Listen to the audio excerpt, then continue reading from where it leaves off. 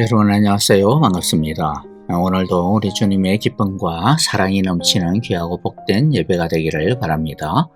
우리 함께 찬양하겠습니다.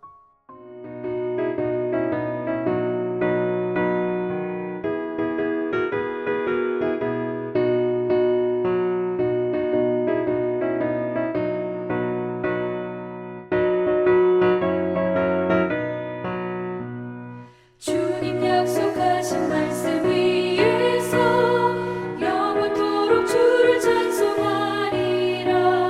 소리 높여 주께 영광 돌리며 약속 믿고 굳게 서리라. 약속 믿고 굳게 서리. 영원하신 말씀 위에 굳게 서리. 말씀 위에 굳게 서리. 그 말씀 위에 굳게 서리라. 주님 약속하신 말씀 위에서 세상 염려 내게 엄습할 때에 용감하게 힘써 싸워 이기며 약속 믿고 굳게 서리라. 굳게 서리. 영원하신 말씀 위에 굳게 서리. 말씀 위에 서리. 그 말씀 위에 굳게 서리라. 주님 약속하신 말씀 위에서 영원하신 주의 사랑을 믿고 성령으로 힘써 싸워 이기며 약속 믿고 굳게 서리라. 굳게 서리. 영원하신 말씀 위에 굳게 서리. 말씀 위에 서리. 그 말씀 위에 굳게 서리라.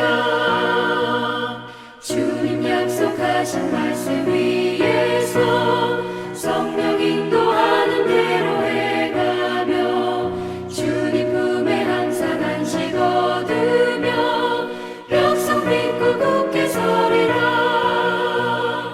약속 믿고 굳게 서리. 영원하신 말씀 위에 굳게 서리. 말씀 위에 굳게 서. 그 말씀 위에 굳게 서리라. 오늘 우리에게 주시는 하나님의 말씀을 같이 읽어보도록 하겠습니다. 오늘 말씀은 데살로니가전서 2장 10절부터 20절입니다. 10절부터 한 절씩 같이 읽습니다. 또 신도 여러분을 대할 때에 우리가 얼마나 경건하고 올바르고 흠 잡힐 데가 없이 처신하였는지는 여러분이 증언하고 또 하나님께서도 증언하십니다. 여러분이 아는 바와 같이 아버지가 자기 자녀에게 하듯이 우리는 여러분 하나하나를 대합니다. 우리는 여러분을 권면하고 격려하고 경고합니다마는 그것은 여러분을 부르셔서 당신의 나라와 영광에 이르게 하시는 하나님께 합당하게 살아가게 하려는 것입니다. 우리가 하나님께 끊임없이 감사하는 것은 여러분이 우리에게서 하나님의 말씀을 받을 때에 사람의 말로 받아들이지 아니하고 실제 그대로 하나님의 말씀으로 받아들였기 때문입니다. 이 하나님의 말씀은 또한 신도 여러분 가운데서 살아 움직이고 있습니다. 형제자매 여러분, 여러분은 그리스도 예수 안에서 유대에 있는 하나님의 교회들을 본받는 사람들이 되었습니다. 그들이 유대 사람에게서 고난을 받은 것과 같이 여러분도 여러분의 동족에게서 똑같은 고난을 받았습니다. 유대 사람은 주 예수와 예언자를 죽이고 우리를 내쫓고 하나님을 기쁘게 해드리지 않고 모든 사람에게 적대자가 되었습니다. 그들은 우리가 이방 사람에게 말씀을 전해서 구원을 얻게 하려는 일까지도 방해하고 있습니다. 그리하여 그들은 자기들의 죄의 분량을 채웁니다. 마침내 하나님의 진노가 그들에게 이르렀습니다. 형제자매 여러분, 우리가 잠시 여러분을 떠난 것은 얼굴이요 마음은 아닙니다. 우리는 얼굴을 마주하고 여러분을 볼 수 있기를 간절히 바라고 있습니다. 그러므로 우리는 여러분에게로 가고자 하였고 특히 나 바울은 한두 번 가고자 하였습니다. 그러나 사탄이 우리를 방해하였습니다. 우리 주 예수께서 오실 때에 그분 앞에서 우리의 희망이나 기쁨이나 자랑할 면류관이 무엇이겠습니까? 그것은 여러분이 아니겠습니까? 여러분이야말로 우리의 영광이요 기쁨입니다. 아멘. 사도 바울은 데살로니가 교회 성도들에게 진심으로 감사를 전하고 칭찬하고 격려해주고 있습니다. 사도 바울이 특히 고마워하는 부분이 무엇일까요? 우리가 한 두 가지에 관해서 함께 은혜를 나누어 보고자 합니다. 첫째, 바울은 이들이 하나님의 말씀을 잘 받아들여서 예수님을 영접하고 믿음이 잘 자라난 것에 대해 감사하고 있습니다. 13절을 읽어보겠습니다. 우리가 하나님께 끊임없이 감사하는 것은 여러분이 우리에게서 하나님의 말씀을 받을 때에 사람의 말로 받아들이지 아니하고 실제 그대로 하나님의 말씀으로 받아들였기 때문입니다. 이 하나님의 말씀은 또한 신도 여러분 가운데서 살아 움직이고 있습니다. 자, 그러면서 동시에 이들이 안주하지 아니하고 계속 믿음 안에서 성장하고 자라야 한다라고 하는 것을 격려하고 권면하고 있습니다. 12절에 보니 우리는 여러분을 권면하고 격려하고 경고합니다마는, 자, 이런 격려를 위해서 바울은요, 때로는 마치 어머니가 자기 자녀를 돌보듯이 유순하게 그들의 약한 부분을 감싸 주었고, 때로는 아버지처럼 엄격하게 바로잡아주기도 했노라고 고백하고 있습니다. 이런 훈육의 방식은요, 바로 우리 하나님 아버지의 방식이기도 합니다. 하나님은 때로는 우리를 무한한 자비하심과 긍휼로 우리의 허물과 연약함을 품어주시고 용서해주시고 기다려주시기도 하십니다. 하지만 때로는 당신의 진리와 정의로 우리를 질책하시고 혼내시고 징계하시기도 하십니다. 중요한 것은 무엇입니까? 하나님이 우리를 어떤 방식으로 대하시든지 그 마음은 똑같다, 하나다, 동일하다라고 하는 것이죠. 그것은 바로 11절에 있는 말씀처럼 당신의 나라와 영광에 이르게 하시는 하나님께 합당하게 살아가게 하고자 하시는 것입니다. 그러므로 우리는 어떤 경우에도 우리의 아빠 엄마가 되시는 하나님의 그 사랑을 의심할 필요가 없습니다. 또 우리는 항상 나는 지금 과연 하나님께 합당하게 살아가고 있는가, 이러한 질문을 하며 우리의 아빠 엄마가 되시는 하나님을 기쁘시게 해드리는 하나님의 착한 아들과 딸들이 되어야 할 것입니다. 자, 그런데 이렇게 하나님의 착한 아들과 딸들로 자라 하나님을 기쁘시게 성장하려면 무엇보다도 중요한 것은요, 오늘 우리가 보고 듣고 배우는 이 하나님의 말씀에 대해 어떤 태도를 지니느냐라고 하는 것이 중요합니다. 바른 태도를 가지는 것이 중요합니다.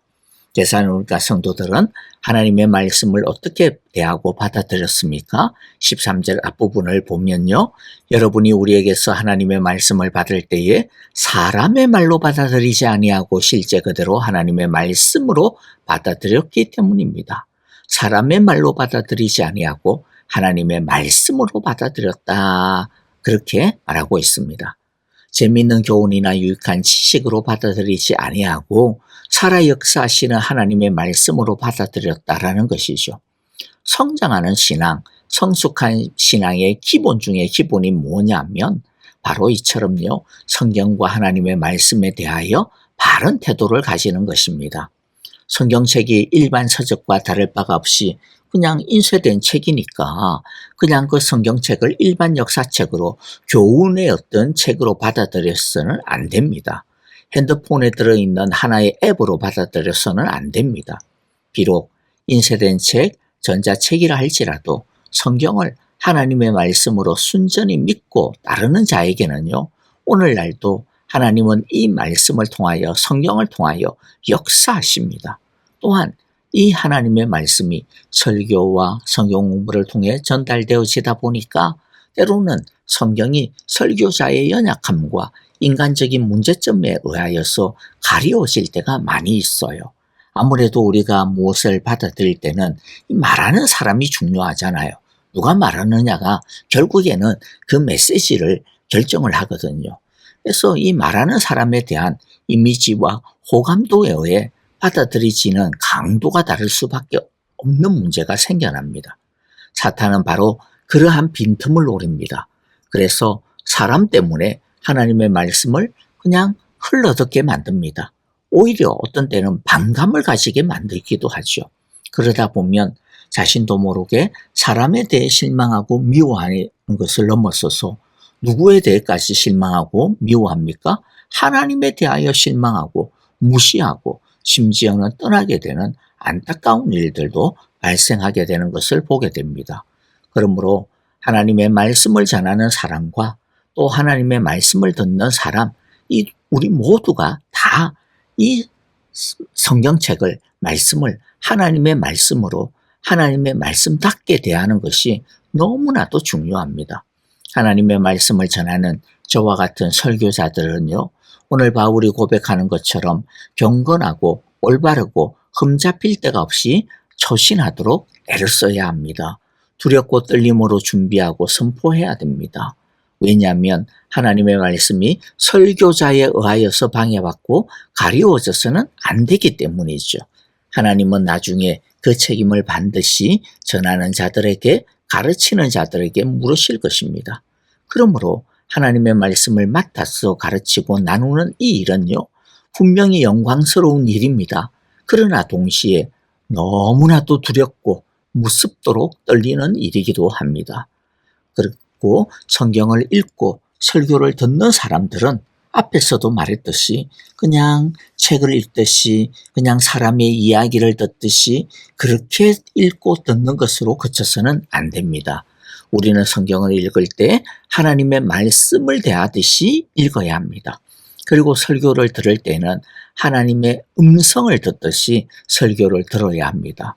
또한 그렇기 때문에 설교자들을 위해 중보하고 기도하고 돕는 것이 너무나도 중요합니다.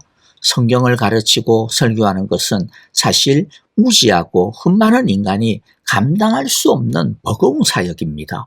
어느 누구도 이 성경 말씀의 무게와 영광을 감당할 수가 없습니다. 그러므로 여러분들께서 사역자들이 이 성경 말씀의 영광을 제대로 잘 감당할 수 있도록 열심히 기도로 힘을 보태어 주어야 합니다. 그래야 넘어지지 않고 조금이나마 제대로 감당할 수가 있기 때문입니다. 이처럼 설교자들을 돕고 세워주는 것은요, 결국 자신들에게 유익이고 교회의 덕을 세우는 길이 됩니다. 우리가 이렇게 인쇄된 책인 성경책, 사람의 말인 설교와 성경 공부를 하나님의 말씀으로 순전하게 받아들이면 어떤 은혜가 임합니까? 13절 후반부이죠. 이 하나님의 말씀은 또한 신도 여러분 가운데서 살아 움직이고 있습니다. 살아 움직이고 있습니다. 꼭 기억합시다. 우리가 말씀을, 성경을 하나님이 하시는 말씀으로 믿음으로 받아들일 때 그 성경은, 그 말씀은 단순히 기록된 책이 아니라 살아 역사하시는, 우리의 상황과 삶을 변화시키는 그런 말씀으로 우리의 인격과 삶과 환경 속에서 능력을 나타내 주신다라고 하는 것을 우리가 늘 기억할 수 있기를 바랍니다. 그러므로 다시 강조합니다. 성경을 무엇으로요? 하나님의 말씀으로. 설교를 무엇처럼요? 실제로 말씀하시는 하나님의 음성으로 믿고 받아들이는 우리 모두가 다 되어졌어. 그야말로 우리 가운데 이 말씀이 살아 움직이는, 역사하시는 그런 말씀이 되어지기를 간절히 기도하고 축복합니다.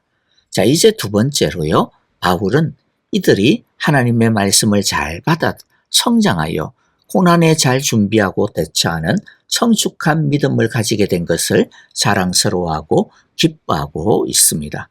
14절 같이 읽어보겠습니다. 형제자매 여러분, 여러분은 그리스도 예수 안에서 유대에 있는 하나님의 교회들을 본받는 사람이 되었습니다.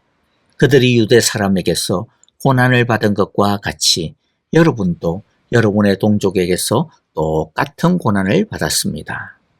자, 믿지 아니하는 세상으로부터 고난을 받는 것은요, 제대로 예수님을 믿어보겠다라고 애쓰는 사람이라면 피할 수 없는 숙명입니다. 왜입니까? 왜냐하면 이 세상은 어두움이고 우리는 이단에 살고 있기 때문입니다. 그래서 세상이 예수님을 미워하여 죽였듯이 여전히 이 세상의 어두움의 권세는 예수님을 따르는 우리들을 불편해하고 싫어하고 미워합니다. 그러므로 말씀대로 살려고 하는데 아이고 나한테는 왜 이렇게 어려운 일이 생기는 거야? 왜 이렇게 일이 안 풀리는 거야? 왜 도리어 참으로 더 힘든 일이 생기는 거야? 그렇게 생각하면서 놀라거나 뒤로 물러서면 안 됩니다. 왜입니까? 예수님도 그렇게 당하셨으니까요.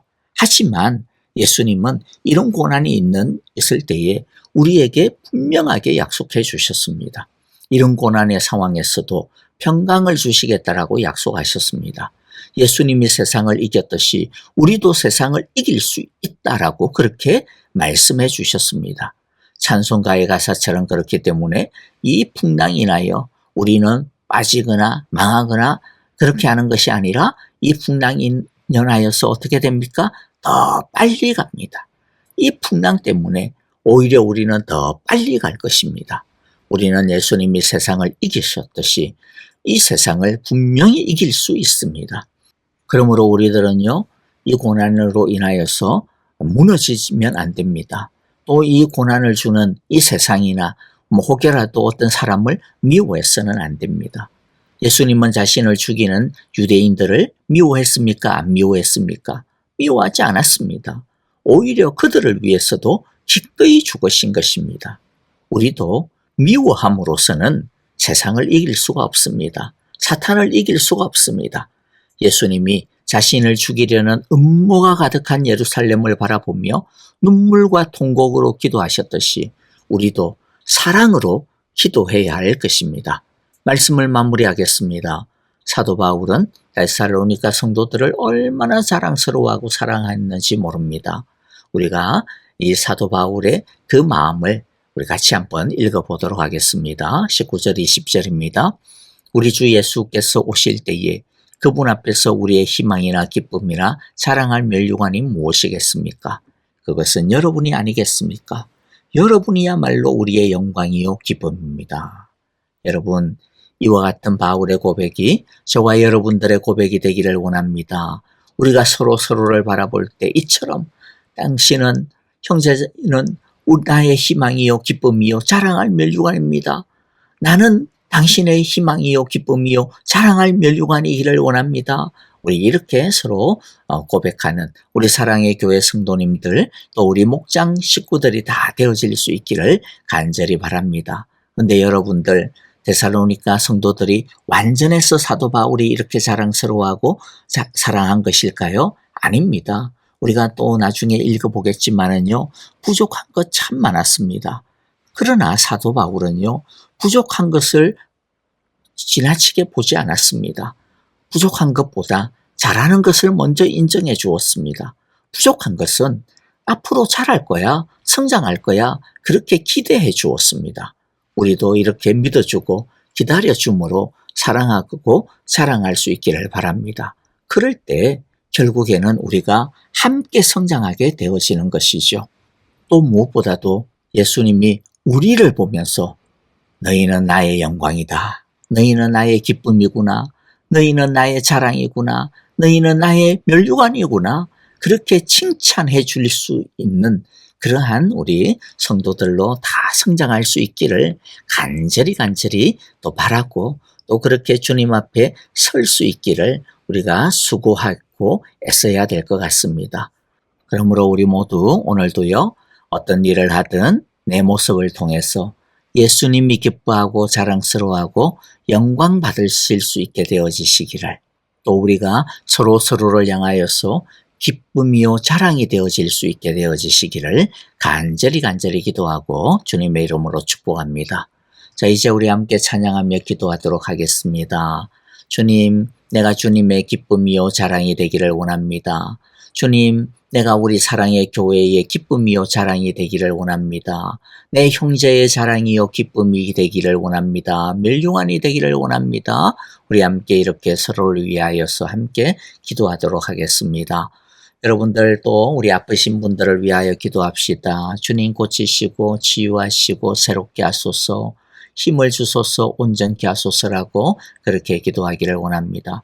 선교사님들을 위하여 기도하실 때 건강을 지켜주시고 가정을 지켜주시고 자녀들을 축복하시고 사역에 기름을 부어주소서라고 우리 함께 기도합시다. 그리고 또한 이 땅에 속히 전쟁과 여러 환난과 고난들이 참으로 물러가고 주의 평화가 임하기를 우리 함께 기도하기를 원합니다. 다 같이 오늘도 주님께서 역사하실 말씀의 역사를 우리 함께 바라보며 찬양하며 기도하겠습니다. 안녕히 계십시오. 감사합니다.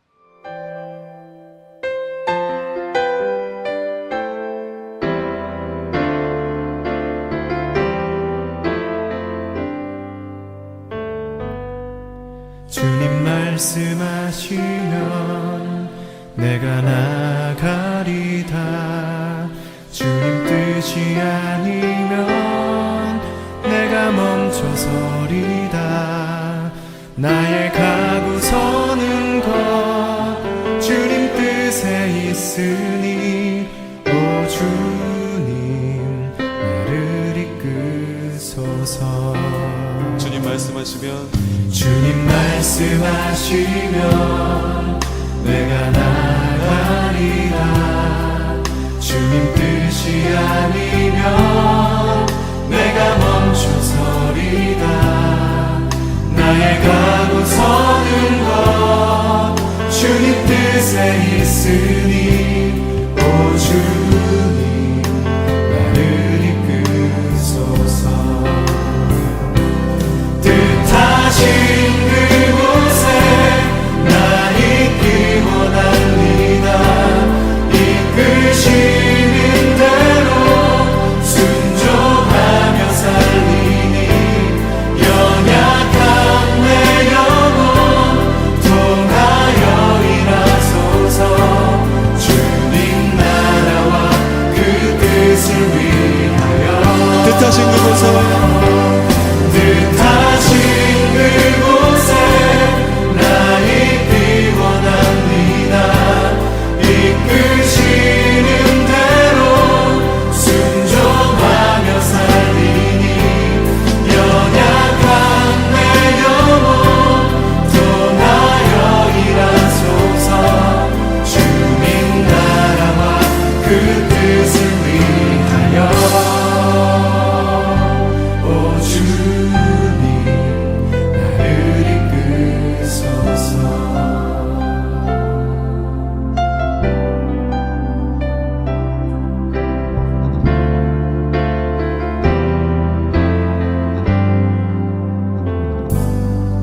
주님 말씀하시면 내가 나가리라. 주님 뜻이 아니면 내가 멈춰서리다. 나의 가고 서는 것 주님 뜻에 있으니 오 주님 나를 이끄소서. 뜻하신 뜻하신